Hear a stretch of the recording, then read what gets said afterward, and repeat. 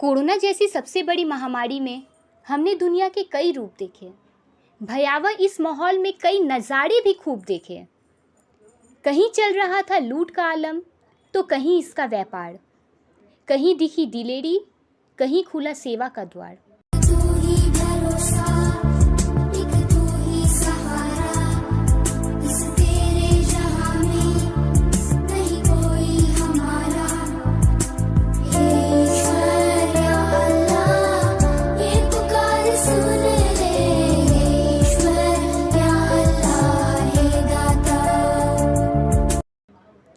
और बात करें डॉक्टर की तो कहीं डॉक्टर मरीजों की जान से खिलवाड़ कर रहे थे तो वहीं कहीं डॉक्टर और स्वास्थ्य कर्मियों ने मिलकर लाखों लोगों की जानें भी बचाई। आज हम बात कर रहे हैं एक ऐसे डॉक्टर की जिन्होंने न केवल अपनी जान की परवाह किए बिना हर बार कोरोना से जूझ रहे लोगों की इलाज की, बल्कि इसके साथ ही साथ ऐसे महामारी से जूझ रहे कमज़ोर वर्ग के साथ हर संभव मदद लेकर खड़े रहे, उन्हें साहस दिया।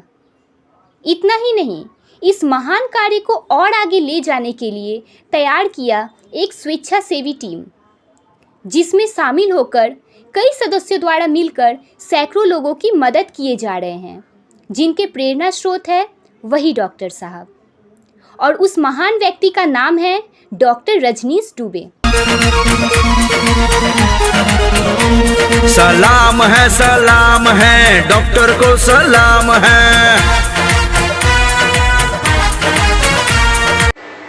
हम तो चले थे यूं राहे मंजिले पर, लोग मिलते गए, कारवां बनता रहे। तो हम बात कर रहे हैं सबसे बड़ी महामारी की, और हम जिक्र कर रहे हैं ऐसे कुछ कोरोना योद्धाओं को जिनके बदौलत आज हजारों नहीं लाखों लोगों की जान बचाई जा सके।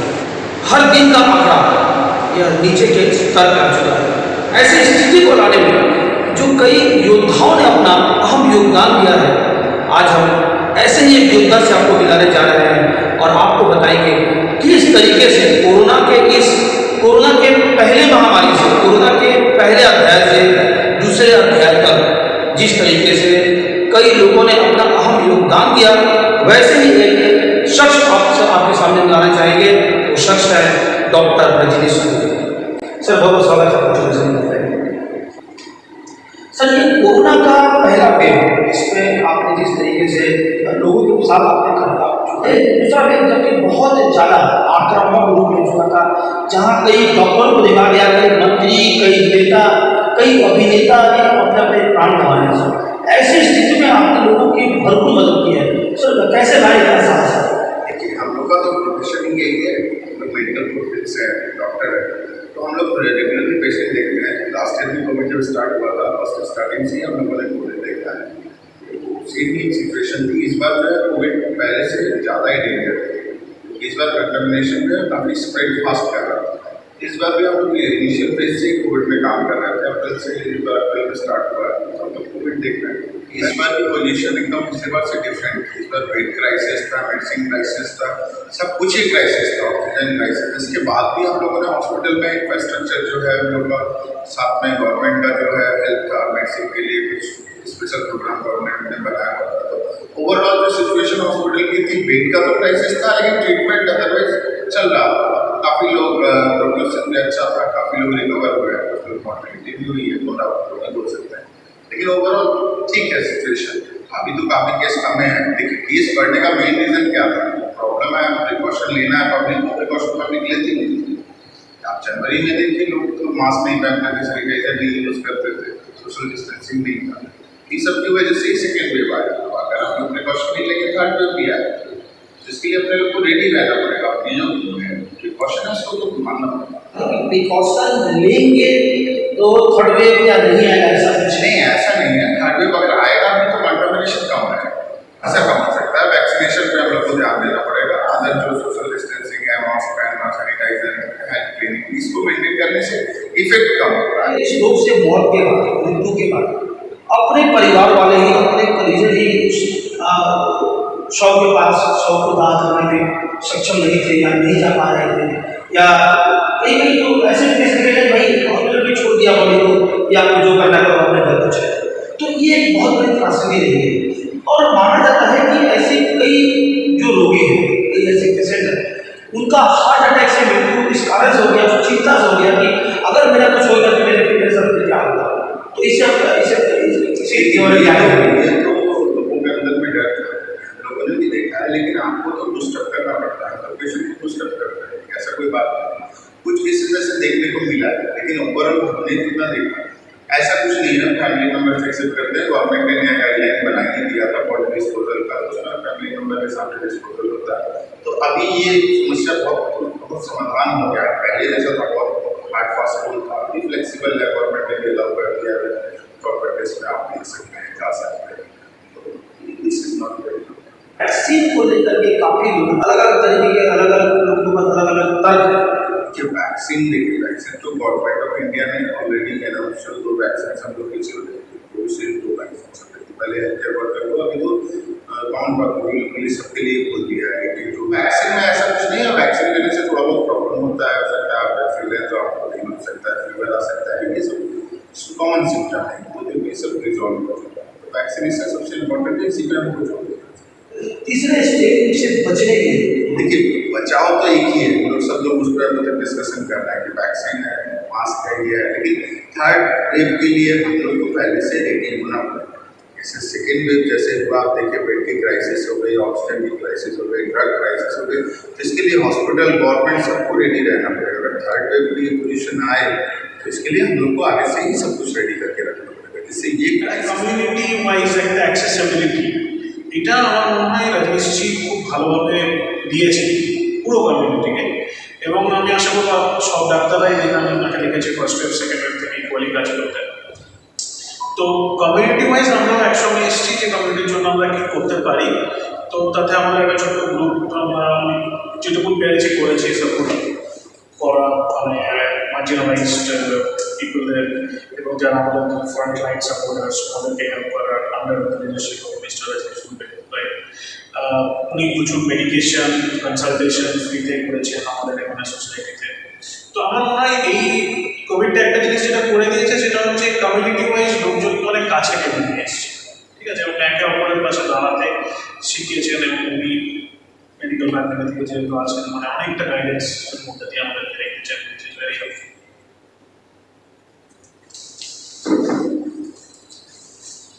তো আমরা কিন্তু একটি শিক্ষা দেখতে পাচ্ছি, যেখানে এই কোভিড হওয়ার সাথে আমরা দেখলাম যে বিভিন্ন জায়গায় বিভিন্ন স্তরে আমরা কিন্তু আমাদের কাছে নজির রয়েছে যে মানুষ নিজের পরিবারের লোক পর্যন্ত তারা কিন্তু পাশে দাঁড়ার সাহস পায়নি। তার মানে আপন জনকে কিন্তু পর করার একটি প্রবৃত্তি হয়েছিল এই কোভিডকালে। কিন্তু ঠিক তার পাশাপাশি আমরা দেখতে পাচ্ছি এখানে যে ডাক্তার রজনীশ তার যে উদ্যোগ, সেই উদ্যোগে কিন্তু এই কোভিড রোগ থেকে কিন্তু মানুষ একদিকের পাশে আসার অনুপ্রেরণা পেয়েছে। हमने सुना है कि जब भी कभी कोई विनाश की चीज़ें होती हैं तो ईश्वर जो है वो विभिन्न रूप में प्रकट लेते हैं। तो इस कोरोना के समय में डॉक्टर रजनीश साहब हम लोग एक माने क्या कहते हैं कि दिव्य रूप लेके हम लोग के सामने आए। और सबसे बड़ी विशेषता ये है कि जब आप अपने किसी विशेष काम को कर रहे हैं, अपने प्रोफेशनलिज्म को मैनेज रखते हुए सोशल कॉज के लिए लोगों को एकत्रित करके और उसके तरफ मूव कर देना, ये अपने आप में एक बहुत बड़ी कला है। और मैं इस बात से बहुत ही प्रभावित हूँ डॉक्टर रजनीश साहब के। उन्होंने एक अच्छा सा ग्रुप फॉर्म किया, यहाँ लोगों को एकत्रित किए, और जो मार्जिनलाइज सेक्शंस हैं हमारे सोसाइटी के, जो हम लोगों के लिए दिन रात काम कर रहे हैं, और उनके फैमिली के बारे में सोचना, उनके चीज़ों के बारे में कर पाना, उनके दुख के समय में उनके साथ खड़ा हो पाना, इन्होंने एक टीम वर्क बना के बड़े ही बेहतरीन ढंग से पेश किया है। और मैं समझता हूँ कि ये अदर पूरी सोसाइटीज़ के लिए एक एग्जाम्पल। एक सवाल सर आपसे रहेगा कि इस कोविड के दौरान देखा गया था, हमने कई ऐसी जगह पे हमारे पास उदाहरण मौजूद है जहाँ पर जैसे कि आपने बताया कि डॉक्टर साहब एक हेल्थ पॉइंट जो स्वास्थ्य सेवा केंद्र है उसका एक डिपार्टमेंट कोविड केयर को पूरी तरह से मैनेज करते थे। कभी कभी जैसे साफ होता है कि रात को 2-3 बजे सुबह तक अपने घर लौटे, यानी कि यह साफ था कि कोविड मरीज हुए कोरोना से पीड़ित लोग का इलाज करके अपने घर लौट रहे हैं और आपकी सोसाइटी का यानी सोसाइटी कुछ भी हो जो भी यहाँ नहीं बची है। तो सर आप लोगों में भय का माहौल क्या नहीं दिखा? शुरुआती दौर में तो एक भय का माहौल था अभी काफी जगह पे मैंने देखा है कि ऐसे उदाहरण है कि लोगों को चाहे वीडियो हो, डॉक्टर हो, नर्स हो, उन्हें अपने घरों तक लोग नहीं जाने देते थे। नहीं, ये शुरुआती दौर में ये था, मैं इससे इनकार नहीं करूँगा। लेकिन इसके बाद क्या हुआ कि जैसे जैसे उन्होंने लोगों को एजुकेट किया इस संबंध में कि नहीं ऐसा कुछ नहीं है, आप इसे प्रॉपर प्रिकॉशंस को फॉलो कीजिए, अपने हैंड हाइजीन को आप फॉलो कीजिए, मास्क आप कीजिए, और उसके बाद जो सामाजिकता की काम है उसमें भी आप एक कदम आगे बढ़ाएं। तो ये प्रेरणा भी हम लोगों को वहीं से मिला है, और उनका ये जो लोगों को ज्वाइन करके एक सोशल कॉज के लिए आगे बढ़ने के लिए प्रेरित करना है वो सारा। कुछ हफ्ते पहले तक, 1-2 हफ्ते पहले तक इस महामारी को पूरी तरह रोका है, और इसमें मैं सच्चाई बताऊंगा कि मैं दोस्त बोलूँ, एक डॉक्टर के हैसियत से बोलूँ, या जो अभी हमारे सहयोगी मित्र ने कहा भगवान का रूप, आप किसी भी रूप में उनको बुला सकते हैं। मैं कहूँगा उस समय हमारे लिए भगवान का कोई अवतार ही भेजा गया होगा जिसने इतना मदद किया। फिर बहुत सारे रिश्तेदार, मेरे खुद के ससुर जी, मेरी पूरी फैमिली पड़ी हुई थी।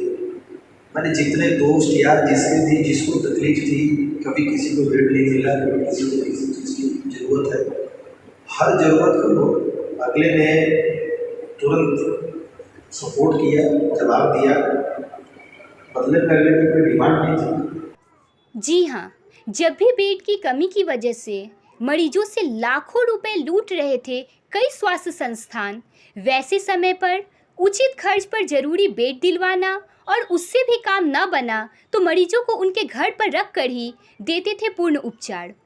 और उस महान व्यक्ति का नाम है डॉक्टर रजनीश दुबे। तो आपने देखा डॉक्टर रजनीश दुबे, जिस तरीके से डॉक्टर साहब ने पहले वेव से दूसरे वेव तक और वर्तमान में अभी भी लोगों की सेवा में अपनी पूरी ताकत झोंक रहे हैं, और उनकी ताकत हमारे साथ फिलहाल मौजूद आप देख रहे हैं। डॉक्टर साहब की अपनी ताकत, यानी ऐसे लोग जो है डॉक्टर साहब के पास आकर खड़े हुए, तब जाकर ही संभव हो पाया था चारों लोगों को एक कुमारी से लोगों के प्राण को बचाना।